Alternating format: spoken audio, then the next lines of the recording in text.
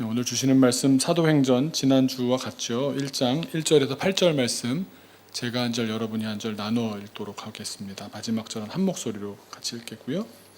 데오빌로여, 내가 먼저 쓴 글에는 무릇 예수께서 행하시며 가르치시기를 시작하심부터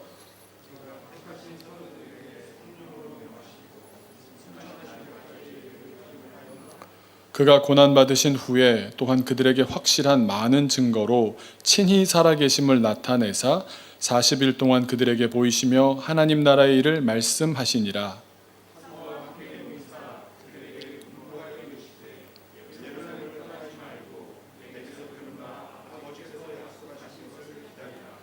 요한은 물로 세례를 베풀었으나 너희는 몇 날이 못 되어 성령으로 세례를 받으리라 하셨느니라.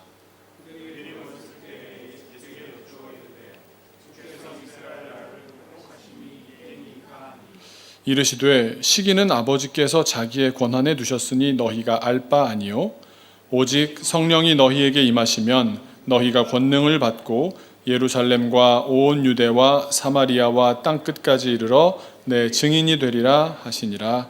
아멘. 우리 신약 성경을 딱 두 단어로 말한다면 어떤 단어가 떠오르십니까? 딱 두 가지 단어로 표현해 보신다면 그것은 바로 예수님 그리고 교회입니다. 예수님의 행적을 기록한 책이 맨 앞에 나오는 마태, 마가, 누가, 요한 4복음서이고요. 또 그 뒤를 이어서 사도들의 행적을 따라 교회가 세워지고 또 세워진 교회가 어떻게 발전하고 어려움을 겪고 또 힘을 내고 하는지 또 교회의 이야기를 통해서 사도들의 행적이 기록되어 있는데 그 사도행전부터 요한계시록까지가 주로 사도들의 행적이다 이렇게 볼 수 있습니다. 근데 그들이 교회를 세우면서 그렇게 행적을 했기 때문에 예수님과 교회가 신약 성경의 양대 산맥이다라고 할 수 있습니다. 머릿속에 예수님과 교회를 한번 넣어 놓으시고요. 또 한번 들어보시기 바랍니다. 성경은 예수님의 일생에 대해서 당대의 어떤 기록보다도 매우 상세하게, 그것도 4명의 저자를 통해서 다양한 각도로 빈틈없이 조명하며 기록했습니다. 제가 한번 질문을 드려보겠습니다. 예수님은 어떻게 탄생하셨습니까? 우리 복음서를 많이 읽어보신 분들은 다 아실 텐데 우리가 예배 오늘 시작할 때도 사도신경에서 어떻게 고백했습니까? 어떻게 잉태하셨다고요? 네, 성령으로 잉태되어 마리아에게서 나셨습니다. 성령께서 예수님을 마리아의 몸에 잉태되게 하셨습니다. 그렇다면 예수님과 이제 교회니까요. 교회는 어떨까요? 교회는 어떻게 태어났습니까? 교회의 탄생도 성령의 역사하심입니다. 성령께서 교회를 잉태되게 하셨습니다. 성령께서 강력하게 임재하셨던 오순절 성령 강림 사건의 결과 교회가 태어났습니다. 그러니까 신약 성경의 두 축인 예수님도 교회도 모두 그 근원에 성령 하나님의 역사하심, 그 성령 하나님의 역사하심으로 이 땅에 오셨던 겁니다. 그래서 성령은 생명을 잉태한다 라는 것을 알 수 있습니다. 예수님을 잉태하시고 또 교회를 잉태하십니다. 그래서 우리는 성령을 살리시는 영이시고 생명의 영이시다 이렇게 표현합니다. 또 머릿속에 계속 예수님과 교회를 넣어놓고요. 예수님께서 공생애를 시작하실 때 가장 먼저 하셨던 일이 뭡니까? 마치 이제부터 내가 하나님의 나라를 전파할 거야 라고 출정식 같은 일을 하셨는데 그게 어떤 일이었는지 기억나십니까? 바로 세례를 받으신 사건이었습니다. 그런데 그 세례를 받는 장면에서 가장 큰 하이라이트가 뭡니까? 물이 머릿속에 떨어질 때가 아니지 않습니까? 하늘이 열리고 성령이 비둘기처럼 예수님 머리 위로 내려오셨습니다. 성령의 강림입니다. 위에서부터 내려온다 그래서 내려온다고 할 때 강, 임재한다고 해서 강림입니다. 예수님의 공생의 그 첫 단추는 성령께서 강림하심이었습니다. 이제 교회는 또 어땠을까요? 교회가 시작되었을 뿐만 아니라 온 세계를 향해서 거침없이 퍼져나가는 그 놀라운 부흥이 일어나기 시작했던 그 첫 사건이 무엇이었을까요? 바로 오순절에 있었던 성령 강림 사건이었습니다.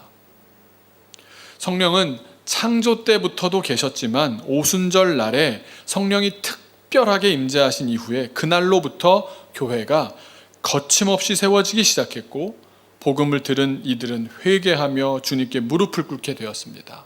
전도자들의 발이 닿는 곳마다 교회가 세워지기도 했습니다. 그런데 우리가 질문해야 될 바는 이겁니다. 지금 우리는 성령 하나님과 어떤 관계를 맺고 있습니까? 성경은 분명 우리에게 말씀하시기를 성령 하나님은 우리에게 이미 선물로 보내주신 바 되었다라고 기록되어 있습니다. 하늘로부터 내려오셔서 지금 성령 시대니까 우리 곁에 계십니다. 그러니까 우리가 할 일은 무엇입니까? 성령 하나님을 우리의 믿음으로 영접하는 일만 남은 셈입니다. 성령 하나님은 이미 계셨고 또 나와 같이 계셨지만 우리가 영접하고 맞이하게 될 때에 놀라운 성령의 능력을 힘입게 될 줄로 믿습니다. 생명의 근원 되시는 성령 하나님과 연합하여 하나 되어 내 힘으로 안 되지만 성령의 힘으로 그 힘을 빌어 살 수 있는 시대가 열리게 된 것입니다. 예수님의 공생애를 성령께서 이끌어 주셨듯이 또 교회의 역사가 성령 강림으로 시작되어서 성령의 인도하심 가운데 온 세계로 뻗어나가며 세계의 역사를 변화시키셨듯이 성령께서 우리 안에 오시고 우리가 마음을 열어서 주님과 하나가 된다면 그 능력과 그 역사를 우리 인생 가운데 시작하게 되실 줄로 믿습니다.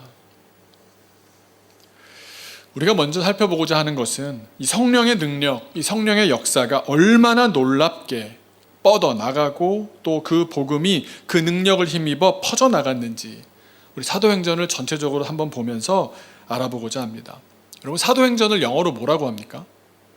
Acts라고 합니다. 그냥 네 글자, 알파벳 4개입니다. ACTS입니다. 아주 중학교 1학년 수준의 직역으로 하자면 행동들입니다. 그러니까 사도행전은 사도들이 벌인 엄청난 행적들을 모아놓은 책입니다. 가만히 있지 않고 계속 움직이면서 반응하면서 살아 역사하시는 하나님의 그 부르심을 따라서 그 변화해 나가는 역동적인 그런 경험들의 총합입니다.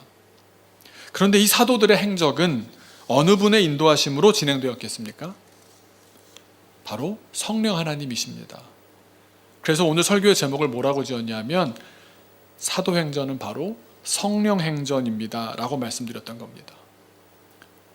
우리가 1장 8절 아까 마지막에 읽었는데요, 사도행전의 28장을 통해서 성령의 역사가 앞으로 어떻게 진행될 것이다 라는 것을 개요를 짜주다시피 하는 말씀입니다. 얼마나 놀랍게 확산되어 가는지를 보겠습니다.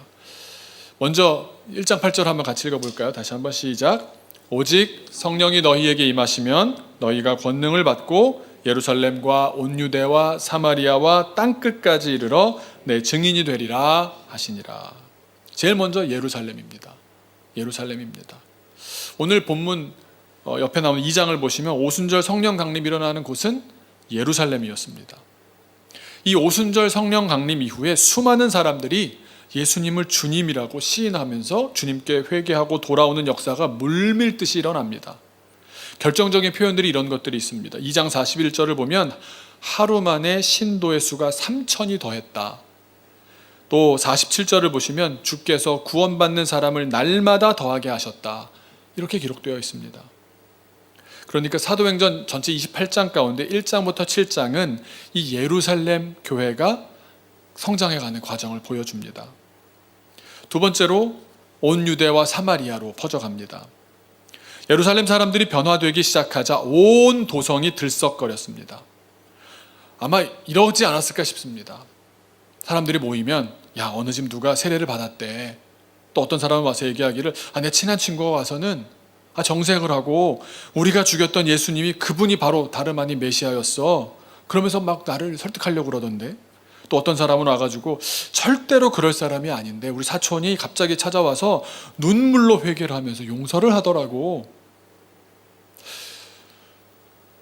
전혀 일상적이지 않은, 평소 같으면 상상할 수도 없는 일들이 피부로 느낄 수 있을 정도로 가까이에서 일어나고 알려지고 그랬을 겁니다. 그런데 이렇게 복된 현장, 교회들이 세워져가는 현상은 기득권자들에게는 큰 위협이었습니다. 그래서 그리스도인들을 향한 박해가, 핍박이 시작됩니다. 그러다 보니 예루살렘 성내에 살던 수많은 그리스도인들은 이스라엘 전국으로 흩어지게 됩니다. 사마리아까지 가서 살게 되었고, 그들은 가는 곳마다 자기가 살고 숨쉬는 것이 예배하고 주님을 기다리고 또 그렇게 전도하는 일을 했기 때문에 그 있는 곳이 교회가 되는 역사가 벌어집니다. 다시 말해 예루살렘의 박해는 복음을 전국적으로 널리 퍼뜨리는 부흥을 낳게 됩니다. 그 이야기가 사도행전 8장에서 12장까지 기록되어 있습니다. 이 12장의 마지막에 보면 흥미로운 한 가지 사건과 더불어 전국적인 현상이 이렇게 진행되고 있다는 것을 기록합니다.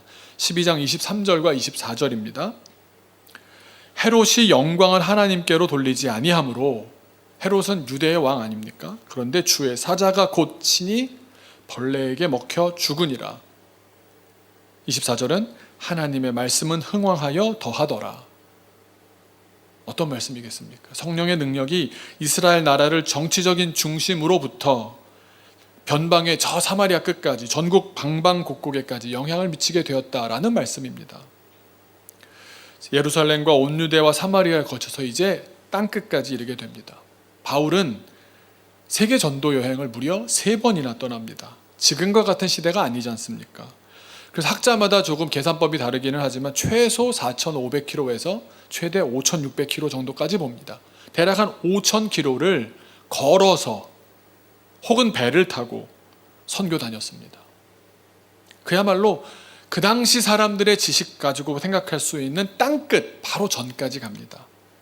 바울의 시대에 땅끝은 어디였겠습니까? 신약 성경 당대에 땅끝이라고 사람들이 생각했던 곳은 바로 서바나였습니다. 서바나. 예전에 혹시 그런, 저 대학 갈 때는 학교 과 중에 서바나어과라는 게 있었습니다.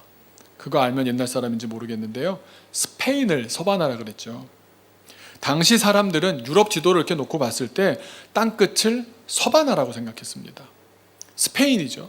스페인을 가려고 하는 겁니다. 계속 마음에 내가 언젠가 스페인에 가서 땅끝까지 이르러 내가 복음을 증거해야겠다. 바울은 그 생각이었습니다.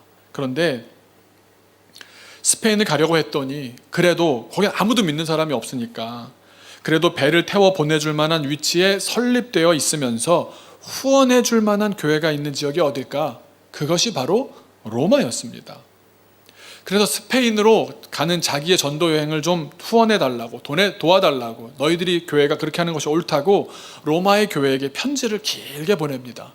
이 편지가 뭡니까? 이게 로마서입니다. 바울은 생명이 다하는 순간까지 실제로 땅끝까지 향하여 성령의 인도하심을 따라 복음을 전개해 나갔던 겁니다.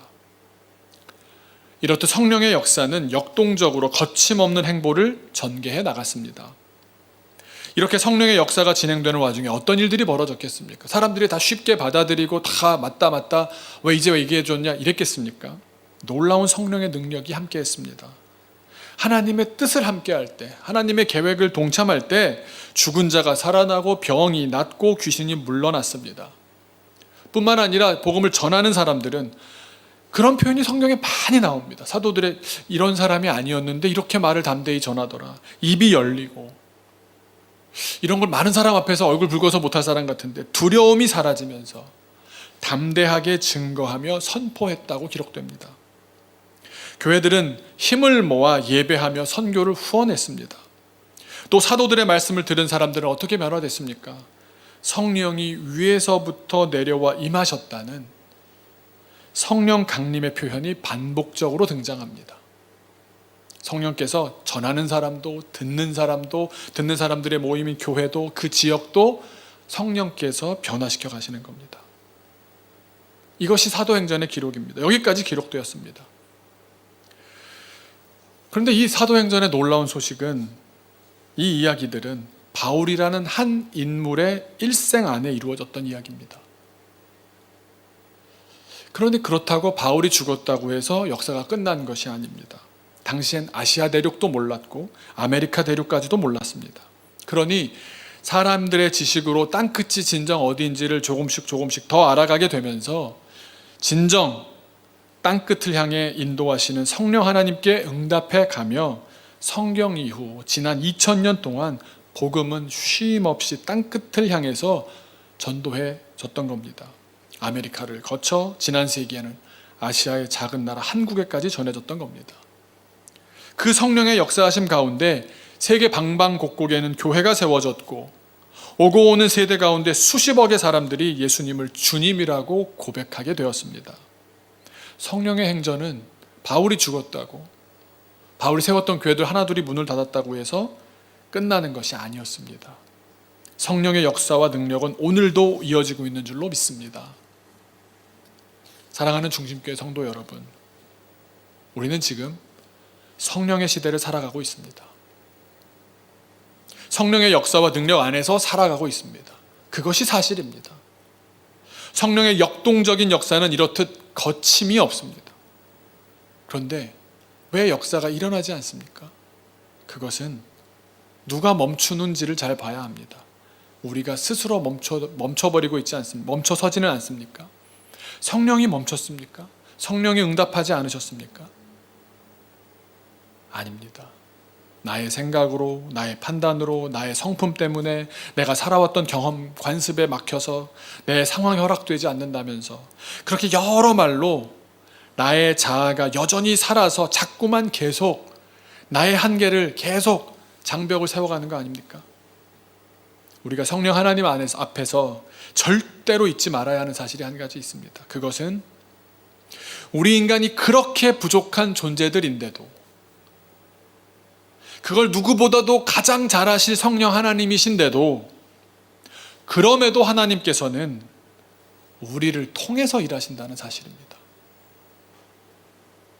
다시 말하면 조건을 충족하는 우리이기 때문에 쓰임받는 것이 아니라는 말입니다. 우리가 이 부분을 정확하게 알아야 합니다. 성령께서는 우리 인간을 부족한 모습 그대로 사랑하십니다. 맞습니까? 하나님은 우리를 있는 모습 그대로 받아주십니다. 그래서 우리에게 아들을 보내셔서 우리가 그게 얼마나 큰 은혜인지도 모르는 우리들에게 가장 소중한 아들을 보내셔서 십자가의 은혜를 받게 하시고 영생을 선물로 주셨습니다. 이것이 첫 번째 부르심입니다. 구원으로 부르시는 부르심입니다. 우리는 다 그 구원의 부르심을 받아 누리고 있습니다. 모든 것을 그냥 거저 주셨습니다. 그런데 부르심은 이중입니다. 구원으로 부르시는 그 첫 번째 부르심에 이어서 소명으로 부르시는 두 번째 부르심이 있습니다. 성령 하나님께서 자꾸 격동하십니다. 변화를 촉구하시고 변화를 도모하십니다. 우리가 변화할 수 있는 기회를 주십니다. 성장의 기회를 주십니다. 하나님 나라의 동역자로 세우시려고 하시고 하나님 나라를 위해 일할 수 있도록 세워주십니다. 그래서 저는 연약하니까 못하겠습니다 하는 사람들은 강하게 만들어서 사용하십니다. 좁은 사람들이 있습니다. 그들의 지경을 넓히십니다. 막 다리가 찢어질 정도로, 가슴이 찢어질 정도로 아픈 일을 겪으면서라도 가슴을 넓히고 좁은 걸 넓혀서 넓게 하시면서 사용하십니다. 아픈 사람은 체험을 하게 하셔서 아픔을 간증하며 살게 하시며 그렇게 또 사용하십니다. 부족한 사람들에게 성령으로 채우셔서 준비되게 하십니다. 그러니 약점도 더 이상 약점이 아니고 약할 때 강함 주시는 성령 하나님의 힘으로 우리는 살게 되는 겁니다. 나는 부족하지만 성령 하나님의 인도하심 가운데 주님의 능력으로 채워주시고 역사하심으로 임재하셔서 우리를 통해서 일하시는 주님을 맛보게 하십니다. 주님의 일에 우리가 자원할 때 우리를 사랑하시는 성령 하나님께서 도우시고 힘주시고 역사하시면서 능력으로 임하실 줄로 믿습니다. 우리가 부족한 것 다 압니다. 부족합니다. 그런데 하나님께서는 부족한 너를 쓰시겠답니다.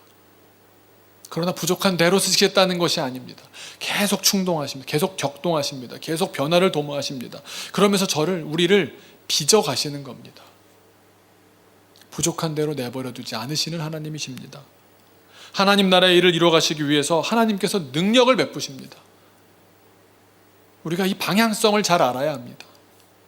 우리가 계속 헛꿈을 꾸면, 내 꿈을 꾸면 성령 하나님과는 관계없는 인생이 되어갑니다.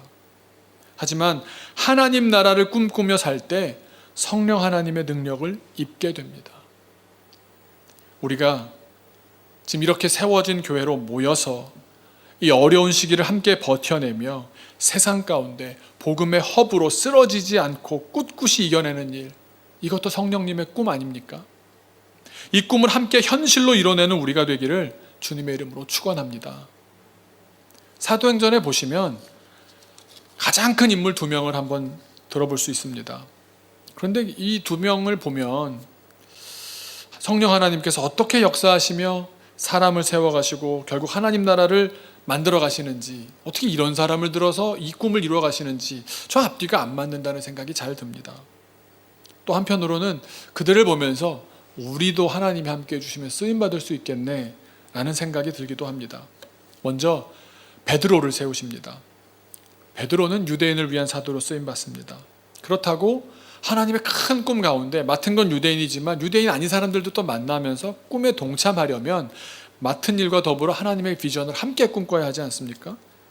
원대한 하나님의 계획에 동참시키려고 하셨는데 베드로에게는 큰 한계가 있었습니다. 베드로는 좁은 사람이었습니다. 속이 좁은 사람이기도 했고요. 생각의 폭이 좁은 사람이기도 했고요. 우물안 개구리처럼 식견이 좁은 사람이기도 했고요.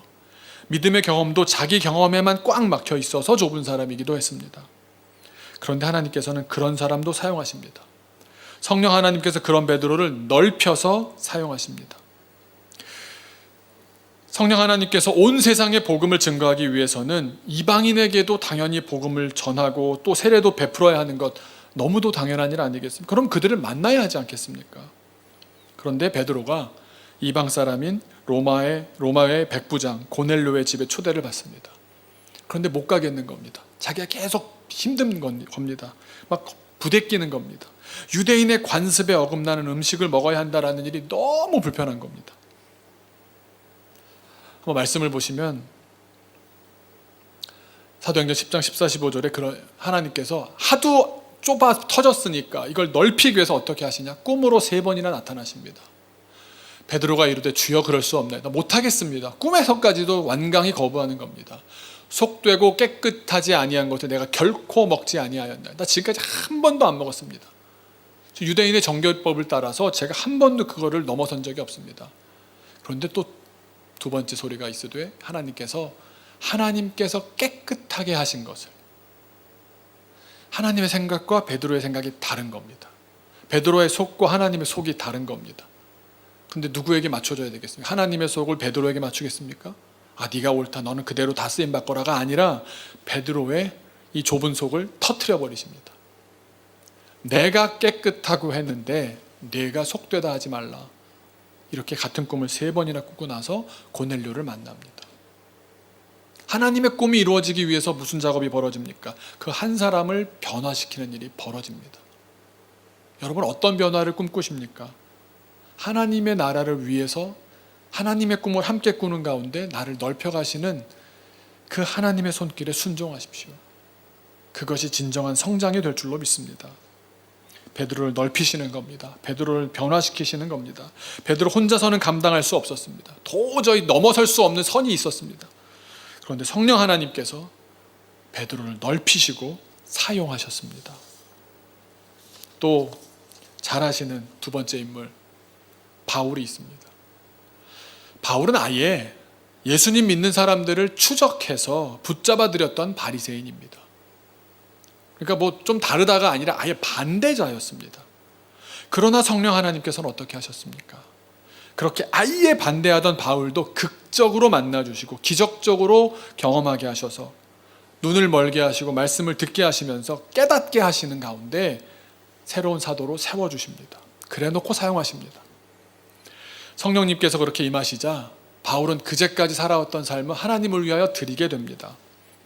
그래서 보면은 사도행전 9장 15절에 이런 대목이 나옵니다. 워낙 바울에 대한 아주 흉흉한 소문이 많았던지라 저 사람만 만나면 그리스도인들은 그냥 뭐 죽는 거야, 뭐 이런 소문들이 있지 않았겠습니까?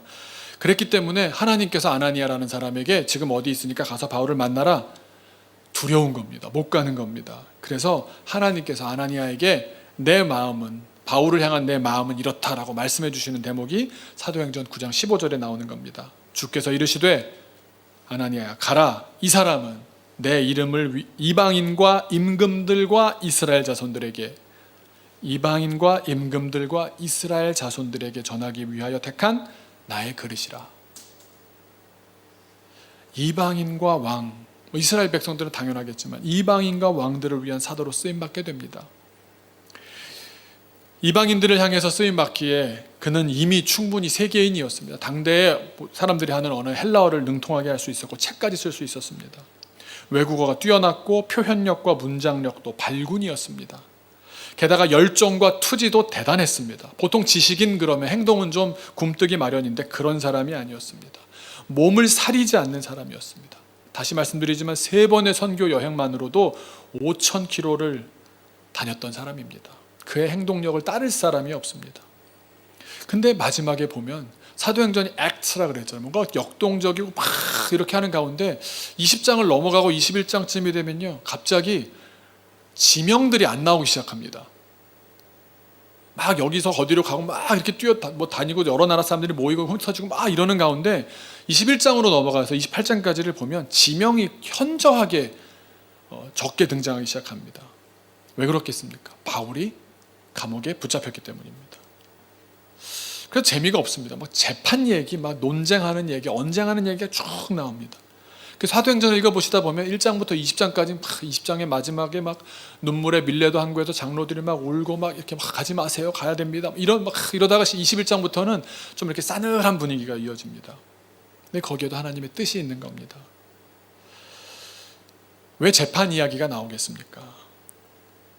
아까 말씀드린 대로 이방인과 임금들에게 전하기 위해서는 어떤 방법이 쓰여야겠습니까? 당대에는 재판을 하는 사람들이 어떤 사람의 생명에 대해서 어떤 사람이 한 일에 대해서 판결을 하는 사람이 제일 높은 사람 아니었겠습니까? 그들과 독대할 수 있었던 겁니다. 내 몸은 묶였지만 하나님의 영은 오히려 내 안에서 자유하셔서 묶인 내 몸을 통해서, 그래서 바울은 로마까지 갑니다. 압송돼서 갑니다. 자기 발로 걸어간 게 아니라 호위를 받으면서 로마에 들어갑니다. 이방인과 임금들과 이스라엘 자손들에게 전하기 위해서 택하심을 받았다는 그 하나님의 말씀 그대로, 그 목적 그대로 정말 거침없이 그는 끝까지 땅끝을 향해 갔습니다. 하나님을 반대했던, 예수 그리스도를 반대했던 사람을 하나님께서는 변화시키셔서, 감동시키셔서 그의 방향을 돌려놓으셔서 하나님 나라를 위해서 사용하십니다. 사랑하는 중심교회 성도 여러분, 우리 하나님의 꿈을 꾸며 살았으면 좋겠습니다. 하나님의 계획에 우리가 함께 동참했으면 좋겠습니다. 성령 하나님께서는 놀라운 은혜와 인도하심으로 길을 열어주시리라 믿습니다. 성령 하나님께서는 우리가 부족하다는 것 너무나 잘 알고 계십니다. 내가 끊지 못하는 죄가 있고, 내가 예전에 그런 상처가 있어서 더 한 발짝도 못 나가겠고, 여기까지라고 내가 쳐놓은 그런 장벽들이 있고, 그걸 모르시겠습니까? 하지만 하나님께서 말씀하실 때가 있을 겁니다. 꿈으로도 계시로도 알려주실 수 있고, 친절하게 누군가를 통해서 인도해 주실 수도 있습니다. 그 결국은 무엇이겠습니까? 우리가 하나님 나라의 자녀로, 하나님 나라의 주인공으로 세움받는 겁니다. 저는 우리 교회를 보면서 연말 돼서 마지막 회의를 준비하는 가운데 그런 생각이 들었습니다. 참 잘 흩어놓는 교회라는 생각이 들었습니다. 보내는 것을 기뻐하면서 여기까지 왔습니다. 어제도 페루를 가 있는 선교사, 우리 교회를 함께 다녔던 가정이랑 전화를 나눴고, 또 때가 되면 연락이 오는 전 세계에 있는 가족들이 있습니다. 참 젊을 때 잘 보냈다. 그 현장에서 얼마나 사랑받는지 모릅니다. 각자 복음을 위하여 살게 될 그 자리로 나아가기 위해서 우리 교회는 흩어져야 되는 교회입니다. 개인의 형편에 있어서도 상급 학교로 진학을 한다던가, 유학을 가게 된다던가, 또 임지가 바뀌게 된다거나, 선교지를 찾아간다거나, 직장이 바뀐다거나, 여러 모양으로 부르심 따라서 흩어져 갈 수 있다고 저는 생각합니다. 네, 조건이 한 가지 있습니다. 그 걸음이 성령 행전을 이어가는 걸음이라면 말입니다. 다만 각자 자기 인생에서 흩어지는 때가 언젠지를 잘 살펴봐야 되는데 언제겠습니까? 성령을 받고 나서입니다. 성령을 받을 때까지는 예루살렘을 떠나지 않았습니다. 모여서 기도했어야 했습니다. 성령을 받아 선교사를 파송하게 되거나 본인이 선교사로 나가기 전까지는 안디옥 교회에 같이 모여서 교회 공동체로서 함께 살아냈어야 하는 겁니다. 모일 때와 흩어질 때를 구별하여 우리 삶이 성령의 행전이 되는 우리 중심교우들 되기를 주님의 이름으로 축원합니다. 여러분, 우리도 잘 모르는 사이에 사실은 우리가 여기까지 온 데에는 성령의 인도하심이 있었습니다. 저도 돌아보니까 어떻게 그때 그렇게 판단할 수 있었고, 그때 그렇게 과감하게 보내줄 수 있었고, 그렇게 이런 일들을 결단할 수 있었을까? 얼마 안 되는, 개척한 지 얼마 안 됐죠. 그런데 그간 그래도 이렇게 귀한 일들을 하나님 나라를 위해서 꿈을 꾸면서 해낼 수 있었을까? 함께 모여 기도하는 교우들의 힘이라고 저는 믿습니다. 그리고 내년이 되면 또 다시 어떤 사역을 하다가 잠시 멈추게 되어서 돌아오겠다는 그런 청년도 있고, 또 내년부터 새로운 길을 떠나야 되지 않겠냐 기도하는 분들이 있는 걸로 알고 있습니다. 우리가 모일 때 확실히 모여야 됩니다. 함께 이곳에서 공동체를 이루며 성령을 받을 때까지 열심히 기도해야 합니다. 열심히 예배해야 됩니다. 그러는 가운데 하나님께서 나를 변화시킬 겁니다. 성령은 우리를 가만두지 않을 겁니다. 하나님의 은혜를 우리가 다 그냥 내 공로 하나 없이 다 있는 모습 그대로 받아주시겠지만, 그 구원의 부르심을 받겠지만, 그 다음에 우리를 어떤 사역으로 어떤 부담을 주시면서, 가정일 수도 있고 교회일 수도 있고 선교일 수도 있고 직장일 수도 있고, 어떤 세계 속에서, 세상 속에서 내가 꼭 이루어야만 되는, 어려운 힘든 사람들을 위해서 내가 해내야만 하는, 학자로서, 기업가로서, 교사로서 해내야만 되는 일일 수도 있습니다. 그곳에서 성령의 행전을 이어가십시오. 우리는 흩어지는 교회고 모이는 교회입니다. 하나님께서 부르시는 곳으로 사명 따라 사십시오. 그리고 모여있는 동안 우리가 열심을 다해서 주님 앞에 기도하며 하나가 되어야 될 줄로 믿습니다. 모일 때와 흩어질 때를 구별해서 성령의 행전을 이어나가는 우리 중심교우들 되시기를, 우리 중심교회 되기를 주님의 이름으로 축원합니다. 우리 잠깐 기도하겠습니다. 우리 기도하실 때 주님, 제 마음을 열어주시고 성령님의 손길을 제가 받아들이게 하여 주옵소서. 여러분, 일생 동안 한 명의 사람에게라도 좋은 영향을 미친다면 성공한 선교사라고 저는 믿습니다. 나의 자녀 한 사람을 정말 하나님 보시기에 합당한 믿음의 열매로 키워낸다면 여러분, 그건 대단한 일입니다. 하나님께 큰 칭찬받을 일입니다. 그곳을 향해서 주님께서 흩으실 수도 있습니다. 그곳으로 가서 자녀를 위하여 그 현장으로 가십시오. 그리고 다시 또 주일에 모여서 힘을 얻으십시다. 주님, 우리에게 성령께서 함께 해주셔서 내 능력으로 안 됩니다. 도대체 이걸 어떻게 해야 됩니까? 저는 어렸을 때 부모님으로부터 그렇게 교육을 못 받았기 때문에 못하겠습니다. 나는 배경이 없습니다. 해본 적이 없습니다. 그런 여러 가지 이유를 들 것이 아니라 먼저 기도하십시오. 성령 하나님, 제 부족한 거 너무 잘 아시지 않습니까? 그런데도 나를 아버지라고, 나를 어머니라고, 나를 집사라고, 나를 교역자라고 세워주셨으면 힘을 주십시오. 성령의 힘으로 할 수밖에 없습니다. 성령께서 인도해 주옵소서. 그래서 주님 부르신 그곳에서 주님께서 변화시켜 가시는 그 손길에 힘입어서 좁은 사람이었으면 넓어지고, 약한 사람이었으면 강해져서, 견딜 수 없었는데 견디게도 되고, 성령께서 주시는 힘을 힘입어서 주님께서 주신 그 현장을 감당할 수 있게 하여 주옵소서. 우리 잠시 기도하겠습니다. 아버지 하나님, 주님께서 우리에게 보내신 자리가 있는 줄 믿습니다. 우리가 구원으로 부르심을 받아 정말 우리의 모습 그대로 주님께서 불러주시고 받아주시고 안아주시고 인도해 주셨습니다. 그 사랑의 경험에서 우리가 지금까지 살고 있지만 주님은 다시 또 우리에게 두 번째로 부르십니다. 나와 함께 같은 꿈을 꾸자 하나님 나라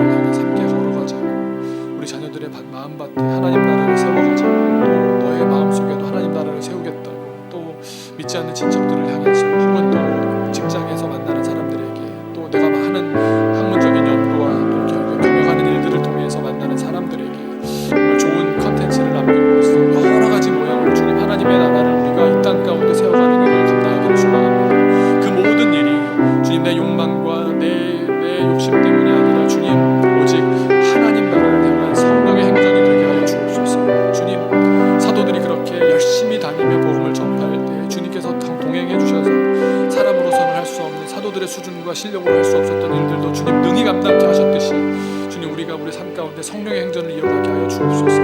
아버지 하나님 우리의 부족한 모습 그대로 주님께 나아왔습니다. 하지만 저희가 그냥 부족한 대로 살다 죽겠다가 아니라 주님께서 인도하시는 그 음성을 따라 주님 나의 좁은 속을 넓혀가고 나의 정말 부족한 것에 또 두려워하지 않으며 부끄러움 가운데서도 주님 앞에 나아가서 이 일을 감당하겠다 주님께 선언하고 주여 나를 사용하여 주옵시고 나를 세워 주옵시고 나에게 꿈을 더하여 주옵소서. 주님 성령 하나님께서 인도하여 주셔서 부족한 모습 그대로 나왔사오니 주님의 인도하심 가운데 주여 나를 새롭게 만드실 때 주님께 순종하게 하시고 주님 그렇게 넓어지고 또 반대였지만 방향이 똑바르게 되어서 하나님 나라에 쓰임받는 주의적 되게 하시고 하나님과 같은 꿈을 꾸며 그렇게 살아갈 때 우리 자녀의 삶에도 우리 삶에도 우리 가정의 인생에도 또 모든 그 내가 손대고 관심 갖는 영역마다 하나님 성령의 능력이 성령의 연도하심이 성령의 힘이 느껴지게 하여 주옵소서. 기적이 일어나게 하여 주옵소서. 변화를 경험하게 하여 주옵소서. 하나님 나라를 위한 일을 듣고 우리의 삶을 드립니다. 올려드립니다. 이 모든 공간 모든 영역이 하나님 성령의 영역으로 주님께서 세워주시고 주님께서 붙잡아주시고 인도하여 주옵소서. 성령 하나님 지금 이곳에서 우리를 부르시는 줄로 믿습니다. 우리를 구원으로 부르신 은혜를 감사합니다. 구원받을 자격 없었지만 하나밖에 없는 아들을 거저 주시며 우리가 그 사랑이 필요한지도 몰랐을 때에 그 예수님을 십자가에 달려 죽게 하시며 그 귀한 피를 흘려 우리에 대한 사랑을 확증하셨습니다. 우리는 그렇게 사랑받은 존재들인데 그 사랑에만 빠져 있는 것이 아니라 이제 주님께서 함께 동역하자고 부르십니다. 사역으로 소명으로 부르시는 주님, 각자 각양 받은 은사에 따라서 공부하고 있는 어떤 연구를 통해서 만들어내는 컨텐츠를 통해서 경영을 통해서 만나는 사람을 통해서 또 관심 갖고 키워내는 자녀와 또 학생들을 통해서 주님 많은 여러 모양으로 다른 우리의 모양들을 통해서 우리의 삶이 성령의 행전이 되어서 영향을 미칠 수 있는 사람들에게 성령 하나님이 전달되는 놀라운 역사가 있게 하여 주옵소서. 주님 우리 부족한 건 너무 잘 아시지 않습니까? 그런데도 주님께서 우리를 아비로 세우셨고 어미로 부르셨고 교회의 찬양단으로 목사로 전도사로 부르시지 않으셨습니까? 저희 능력으로 할 수 없다는 게 너무나 분명하기 때문에 주님께 기도합니다. 주님, 주님의 능력으로 성령의 능력으로 채워 주옵소서. 오히려 우리는 성령께서 인도하실 때 귀를 열고 마음을 열어서 순종하고 그렇게 주님 말씀대로 하겠나이다. 주님께서 나를 넓혀 가실 때 변화를 거부하지 않고 변화를 순종할 수 있는 우리의 인생이 되게 하여 주옵소서. 우리가 관심 갖고 그렇게 또 손대는 많은 영역들마다 성령의 놀라운 역사가 일어나게 하여 주옵소서. 나의 이름이 드러나고 나의 평판이 좋아지는 방식이 아니라 하나님의 역사가 그 관계 가운데 그 영역 가운데 이루어지게 하여 주옵소서. 주님께서 인도하시기를 성령 하나님께서 우리를 깨우쳐 주시기를 간절히 바라옵고 살아계신 예수님의 이름으로 기도하옵나이다. 아멘.